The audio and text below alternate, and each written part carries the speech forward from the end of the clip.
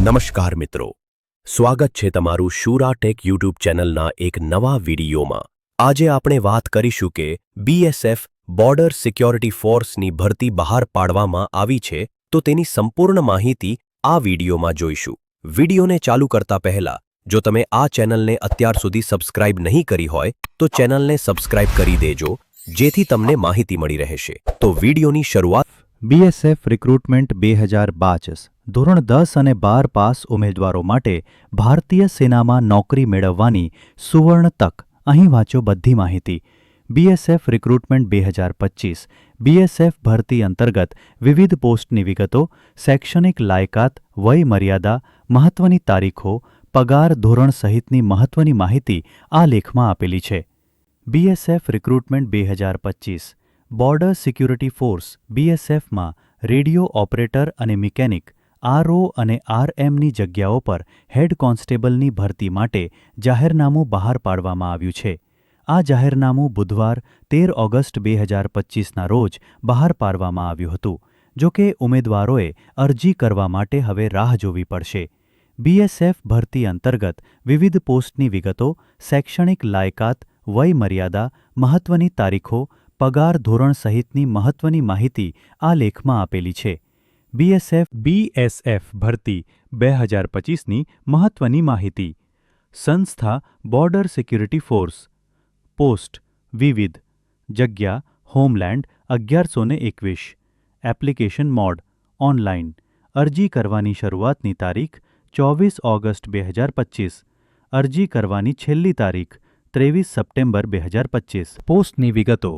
માહિતી અનુસાર બીએસએફમાં radio operator RO અને રેડિયો મિકેનિક આરએમની 1121લી જગ્યાઓ માટે અરજી પ્રક્રિયા 24 ઓગસ્ટથી શરૂ થશે। રસ ધરાવતા અને લાયક ઉમેદવારોએ અરજી કરવા માટે સત્તાવાર વેબસાઇટ bsf.gov.inની મુલાકાત લેવાની રહેશે। કોણ અરજી કરી શકે છે?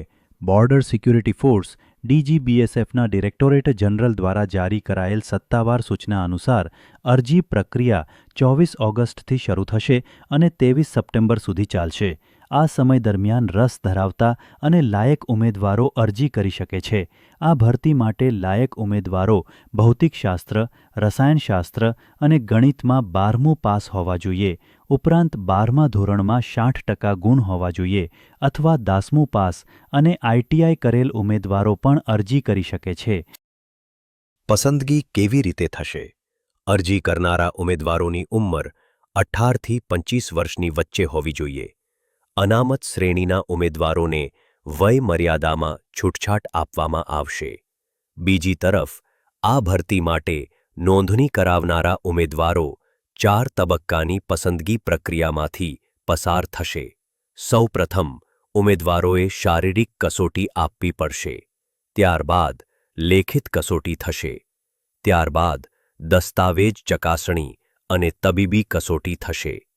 ખાલી જગ્યાઓની માહિતી।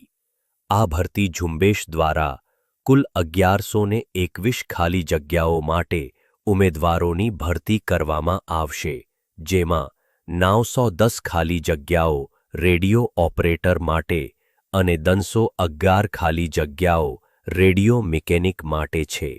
ઓબીસી ઉમેદવારોને વય મર્યાદામાં 3 વર્ષની છૂટછાટ અને એસસી/એસટી ઉમેદવારોને વય મર્યાદામાં। મિત્રો, તમને આ વિડીયો પસંદ આવ્યો હોય તો વિડીયોને શેર, કોમેન્ટ, લાઇક અને ચેનલને સબસ્ક્રાઇબ કરજો। હવે ફરી એક નવા વિડીયોમાં મળીશું। જય માતાજી।